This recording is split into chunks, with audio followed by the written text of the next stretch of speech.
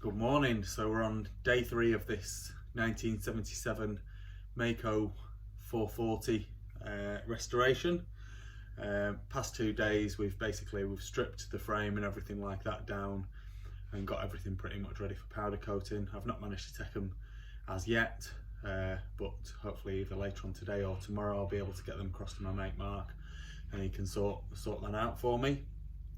So that's going to take a little bit of time. So in the meanwhile, I've got some other jobs to do. So one of the jobs that I've got to do, which I've been a little bit disappointed about this morning.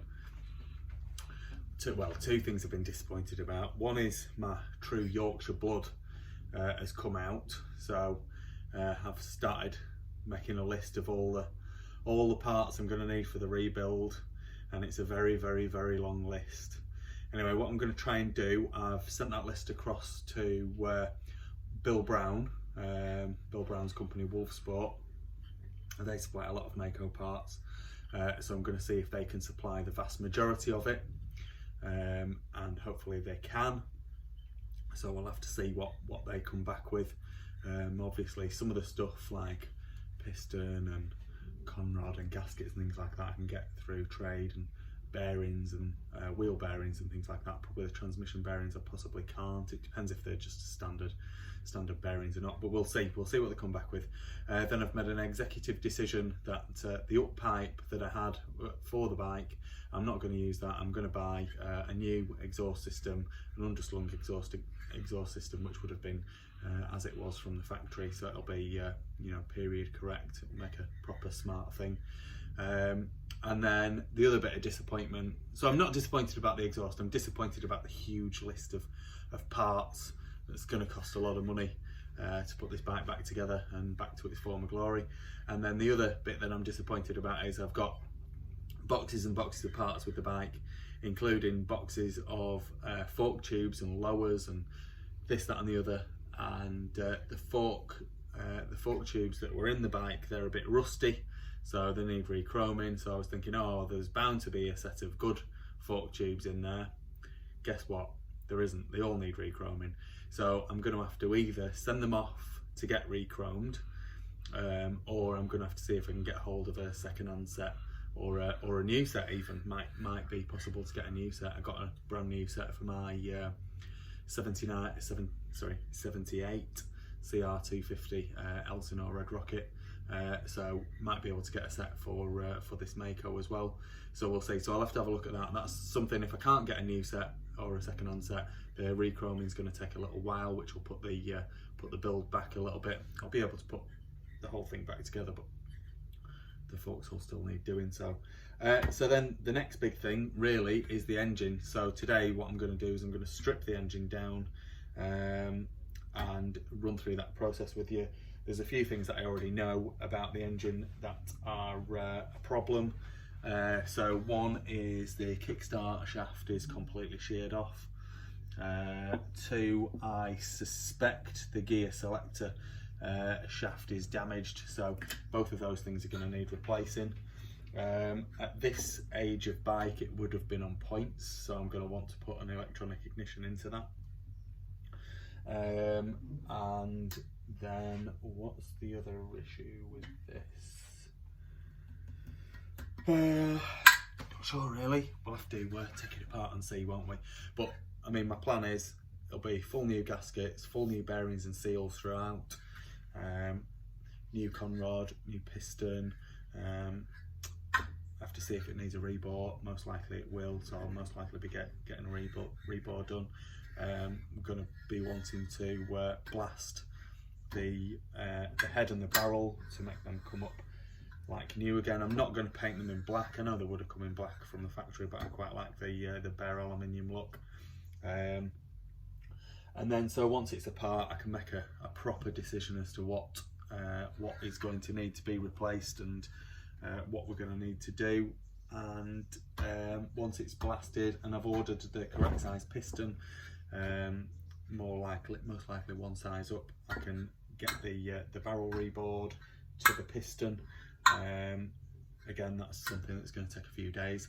Gonna have to wait to get the piston anyway, blah blah blah. So all of these bits and pieces, they all take time, and so possibly after we've stripped this motor down. There's not going to be a huge amount of progress, but we'll see what bits and pieces we can get done as we're moving along, and take it from there. So that's where we're at.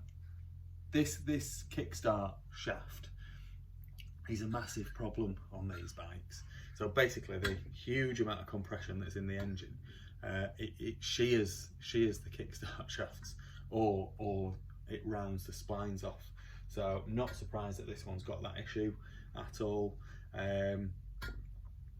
Again, it's got a funny clutch system in this. It uses washers instead of springs. So you're supposed to use a special tool. Last time I made one for one of these engines, so I'm not sure if I'm gonna make another one, or what I'm gonna do. Might have something knocking about that'll do it, but we'll see. So we'll get started on that now, and then we'll see where we go.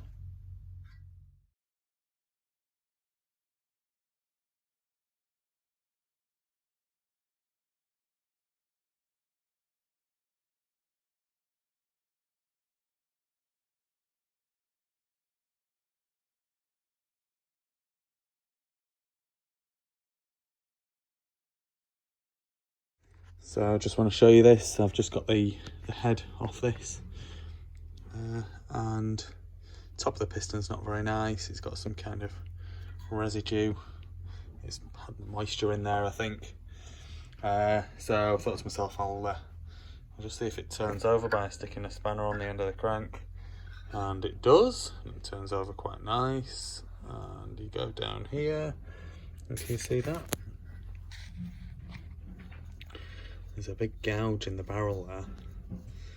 Now, I don't know if that's from the piston ring, or circlip coming off, or something like that, but something not very good. And there's also some marks on this side as well here.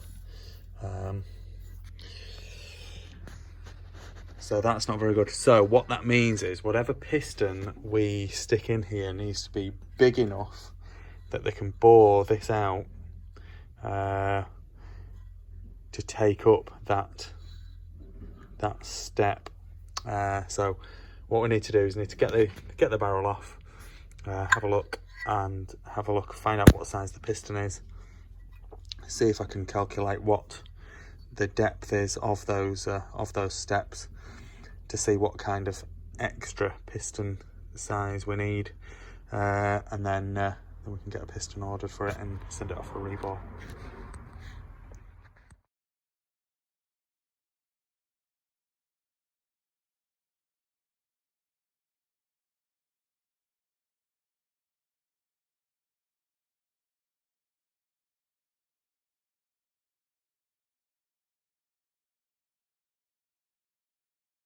Okay, so hopefully you can see that the gouge down this side starts all the way at the bottom, and there's a bigger gouge down this side which starts at the bottom as well. I've had a quick look at the piston. So my initial thought is that must be the circlip. So I've had a quick look at the piston. The bottom end's all nasty. There's water bin in the bottom, I think. So I don't know whether you can see that, but basically I've checked with a little screwdriver, and there is no circlip in either side of that. So the circlip may have made its way out, or it may have sat in the bottom there. I'm just going to take the piston out. Oh, so no circlip.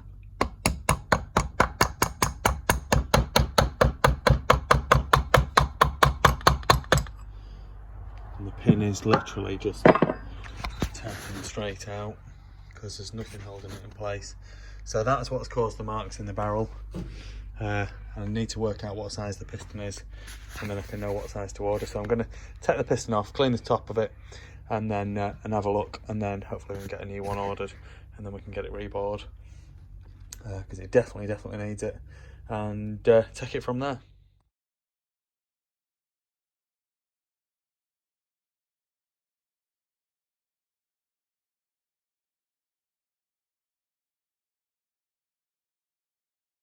Okay, so I've got the piston out, and there's some information on the inside, and there's some information on the top, which I've just took a picture of. I've been on the internet, so if you can see there, it says mile, and then it says 82. So the standard bore size is 82 mil, and I've had a look at the numbers on this piston, and I've also measured it with my vernier, and the measurement I get of the piston is just slightly less than 82 mil, so 81.77. so I believe that this is an 82 mil piston. Now these gouges are quite large, so what I am going to do is I am going to get an 82 mil piston, sorry, an 84 mil piston. There should be enough in the 84, once this is bored out, that these marks will disappear. So it should take enough material out to resolve that problem. So that's what I'm going to do. I'm going to get the 84 mil piston, and then that'll be that. So next job I'm going to do is I'm going to carry on stripping down that barrel, take the exhaust port off, take the inlet manifold off, and then I'm going to carry on stripping the rest of the engine down, and that can all go away in a box. I can blast the barrel and the head, and I can make sure I'm going to get enough parts to rebuild it, and we can get cracking.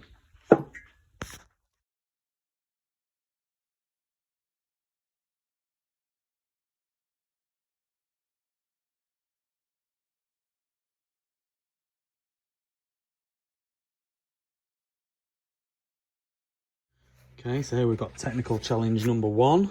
So the timing cover was off the side of the engine anyway, and its points, so it's got a coil, and then the points, so I've taken that off, and now we've got the magnet, which generates the charge.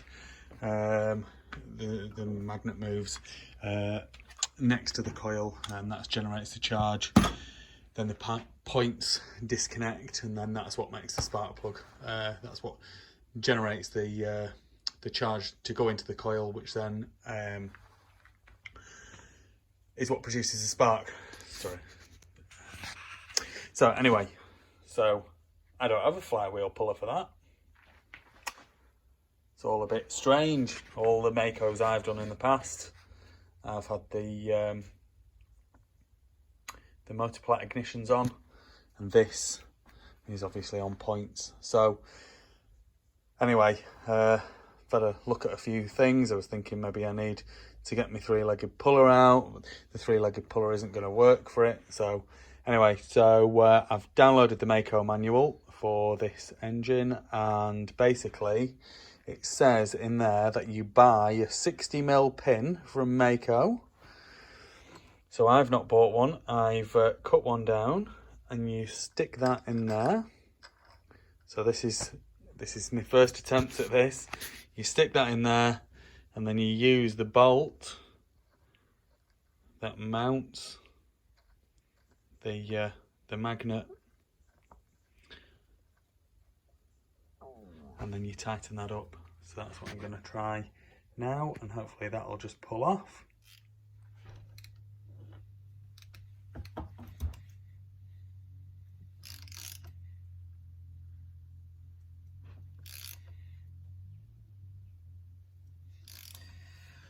Like these kinds of things, it's like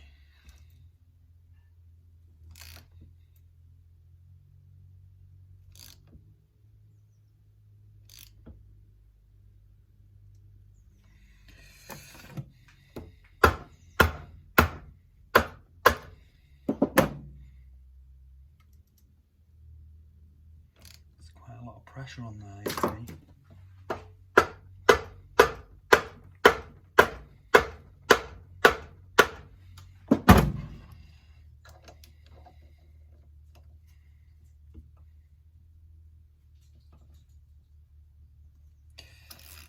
going to undo that and see if I can get that pin back out. So it may be back to the drawing board, because don't really like that.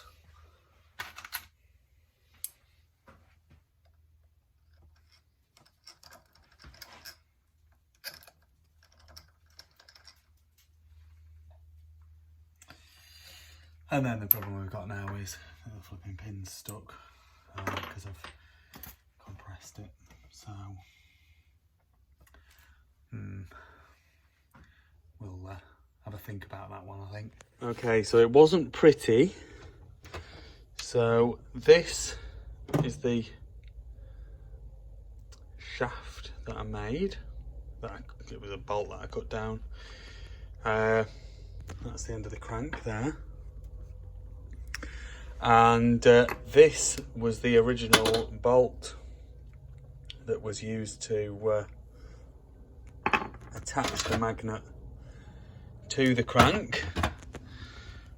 So as you can see, both that is bent and this is bent. So this really needed to be hardened steel, and then that wouldn't have bent. And then I'd obviously screwed this in, and then I'd hit it with a hammer, and then that's what bent this, because it was under tension. So then I used another bolt, and then it still wasn't up for much. So then I've heated the magnet with my butane propane mixed torch, and then it still wasn't moving. And then I've sprayed WD-40 on it, and WD-40 on through that hole there, which is the locating hole, which should basically set the timing. And then I hit it a few times more, and then it's come off. But it wasn't a nice thing, and really, you know, I should have used a stronger bit of steel, but I didn't realise how stuck it was going to be. Probably should have, as the crank seal was hanging out of the crankcase, and so that would have, and there's water in here, so that would have meant that obviously there was going to be a bit of rust on the crank, and that will be like holding it together. So anyway, it's off, and that's me done for the day. I've got to go and pick the kids up. I've got to go and pick some bikes up that are being collected tomorrow. So that's as far as we're going to get today, unfortunately, with that. There we go. I'll speak to you tomorrow. Please like this video and subscribe to my YouTube channel. Just search Phoenix Motos.